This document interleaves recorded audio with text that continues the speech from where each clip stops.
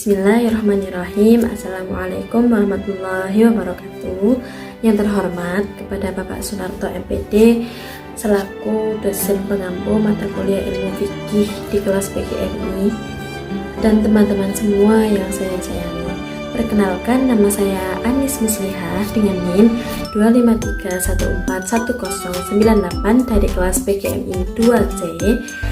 Saya di sini akan memaparkan sedikit jawaban dari ujian akhir semester mata kuliah ilmu fikih. Mari kita simak video berikut ini.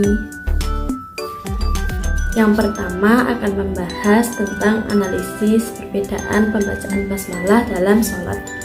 Beberapa ulama berpendapat bahwa basmalah termasuk bagian dari surat Al-Fatihah dan karenanya harus dibaca dalam sholat fardu. Dan beberapa ulama berpendapat bahwa basmalah tidak termasuk bagian dari surat-surat tersebut dan karenanya tidak perlu dibaca. Selain itu juga ada perdebatan basmalah dibaca sir di dalam hati atau dibaca jahar secara nyaring ketika sholat. Perbedaan ini mencerminkan berbagai interpretasi dan pemahaman fikih dan mempengaruhi praktik ibadah kalangan umat Islam. Menurut ulama mazhab Maliki, di dalam kitab Al-Mudawwanah Al-Kubra berpendapat bahwa basmalah ketika salat maktubah tidak dibaca baik secara jahar maupun secara sir. Dalam pandangan ini, ulama Malikiyah berkeyakinan bahwa bacaan basmalah di luar salat maktubah seperti salat sunnah itu diperbolehkan. Berbeda dengan mazhab Syafi'i. Mazhab Syafi'i berpendapat bahwa bacaan basmalah harus dibaca jahar atau nyaring dalam setiap sholat sebagaimana membaca Al-Fatihah. Menurut pandangan ini, dalam kitab Al-Majmu' Syarh Al-Muhadzab, basmalah dianggap satu ayat yang utuh pada pembukaan awal surat Al-Fatihah. Selain itu, basmalah juga berfungsi sebagai pembukaan pada awalan surat dalam Al-Quran kecuali dalam surat At-Taubah. Ketika seorang muslim menjadi makmum di wilayah yang mayoritas mazhabnya berbeda, kita harus mempunyai kelapangan dada dan kesadaran penuh bahwa perbedaan produk fikih setiap imam mazhab merupakan suatu yang wajar. Jadi kita harus mengikuti gerakan dan bacaan imam demi menjaga kekhusyukan dan ketenangan sholat. Yang kedua, kita akan membahas tentang kepengurusan jenazah. Pengurusan jenazah merupakan salah satu kewajiban kolektif umat Islam yang harus dilakukan ketika terdapat orang yang meninggal dunia. Proses tersebut meliputi memandikan, mengkafani, menyolatkan, dan menguburkan sesuai aturan syariat. Dalam pelaksanaannya, jenazah laki-laki lebih utama dimandikan oleh laki-laki yang masih memiliki hubungan kerabat dekat seperti ayah, adik laki-laki, atau saudara laki-laki. Jika keluarga tidak mampu melaksanakannya, pelaksanaan tersebut bisa digantikan oleh seseorang yang memahami tata cara kepengurusan jenazah. Adapun jenazah perempuan sebaiknya dimandikan oleh perempuan dari kalangan terdekat seperti ibu, adik perempuan, atau saudara perempuan. Tetapi mayoritas ulama juga memperbolehkan suami istri memandikan ketika ada salah satu yang meninggal dunia. Dalam proses pengkafanan, jenazah laki-laki disunahkan dibungkus menggunakan 3 lembar kain kafan yang menutupi seluruh badan. Ketentuan ini bertujuan untuk menjaga kehormatan dan mengikuti praktik syariat dalam Islam. Sementara itu, jenazah perempuan disunahkan menggunakan 5 lembar kain kafan. Jumlah yang lebih banyak ini bertujuan untuk memberi perlindungan yang lebih sempurna terhadap aurat perempuan serta menjaga kehormatan hingga proses pemakaman selesai. Yang selanjutnya tentang kelayakan pembayaran zakat. Zakat merupakan instrumen penting dalam ekonomi Islam yang bertujuan untuk pemerataan kesejahteraan masyarakat. Namun kewajiban membayar zakat hanya berlaku pada harta yang memenuhi syarat-syarat tertentu sebagaimana dalam syariat Islam. Syarat yang pertama yaitu kepemilikan penuh terhadap harta. Artinya harta tersebut berada dalam penguasaan seseorang yang sah dan dapat dimanfaatkan tanpa adanya pembatasan dari pihak lain. Syarat yang kedua yaitu adanya potensi perkembangan harta. Maksudnya yaitu harta yang dapat menghasilkan keuntungan seperti modal usaha dan investasi termasuk dalam kategori syarat ini. Syarat yang ketiga yaitu harta tersebut harus mencapai batas minimum yaitu nisab. Apabila jumlah harta belum mencapai batas minimum atau nisab, maka kewajiban zakat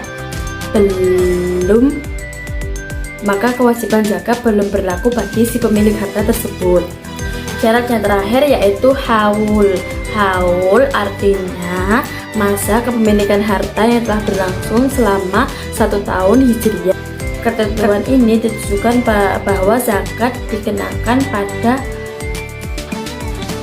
harta yang relatif dan berkembang berpotensi dalam jangka waktu lama.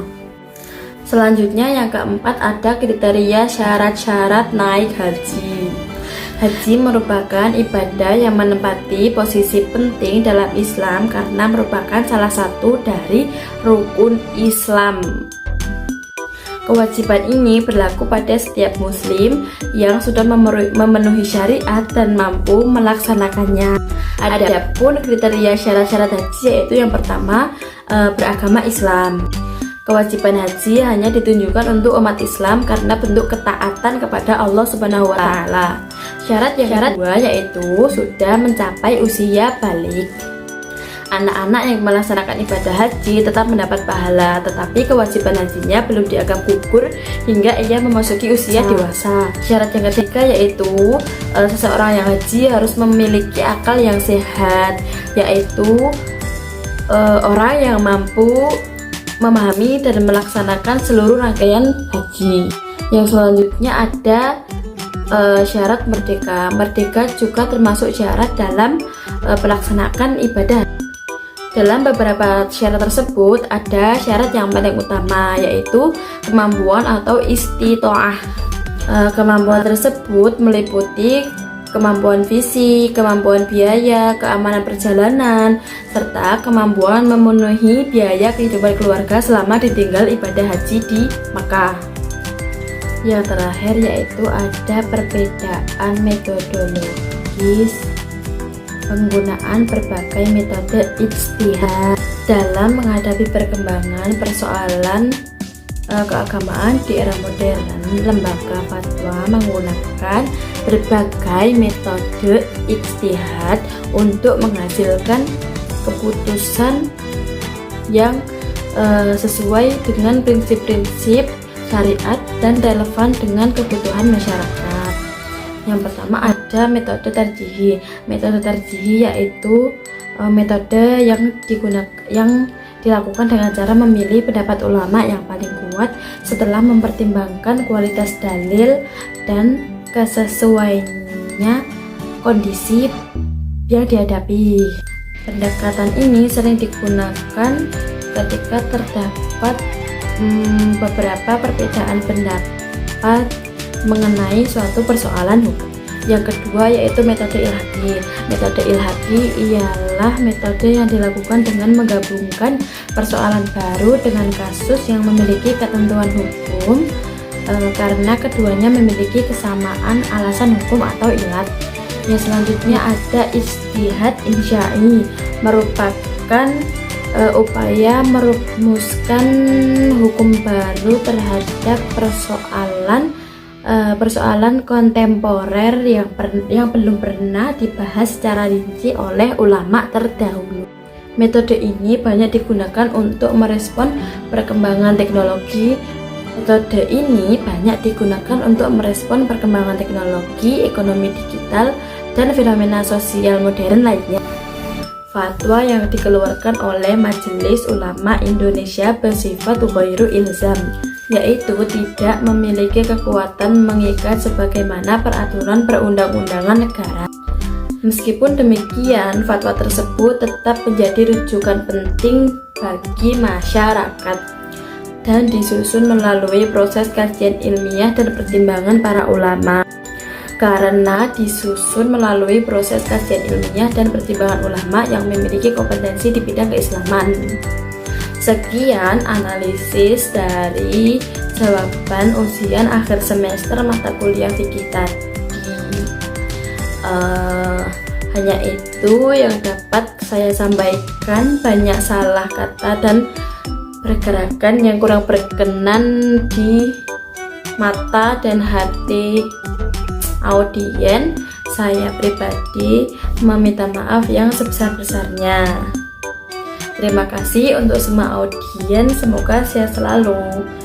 Dan tidak lupa untuk Bapak Sunarto, semoga selalu diberi kesehatan, kekuatan, dan kesuksesan hingga nanti akhir hidupnya. Sekian, wassalamualaikum warahmatullahi wabarakatuh. Sekian, terima kasih, dadah.